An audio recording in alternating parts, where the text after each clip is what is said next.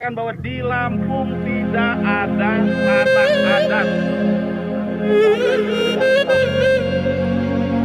Konflik agraria di Lampung kerap terjadi bukan hanya di Kabupaten Mesuji.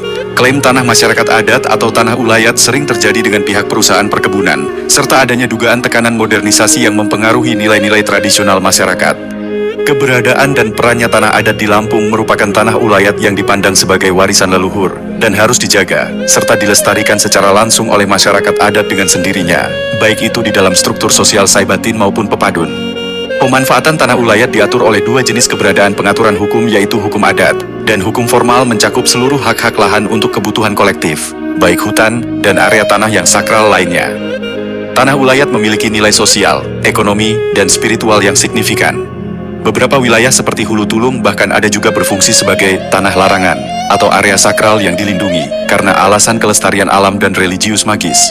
Hukum adat Lampung berfungsi dalam melindungi tanah ulayat, meskipun tetap masih banyak kendala, termasuk paling lemahnya pengakuan hukum formal dan tekanan modernisasi.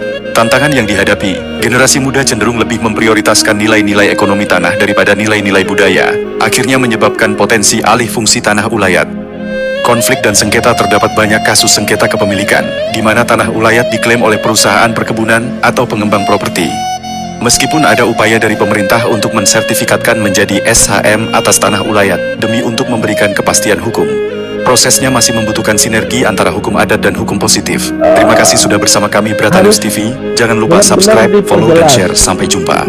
Nah, himbauan saya kalau kemudian ada siapapun kita yang membutuhkan ahli baik lembaga maupun perorangan terkait dengan keberadaan tanah adat dan hukum adat, ya carinya ahli hukum adat gitu, jangan ahli hukum administrasi, nanti bias. Nah selain itu, misalkan contoh ya, selain tadi yang saya sebutkan, NP Nakau itu kaitannya dengan masyarakat adat di 3 desa ya, misalkan Mulang Maya, Lampung Utara, terus kemudian Kota Alam dan Kota Bumi.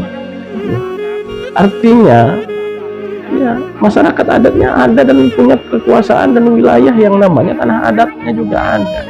Hanya saja kemudian negara hari ini juga agak sedikit malu-malu mengakui. Ya, nah oleh karenanya itu yang harus kemudian kita pahami secara bersama.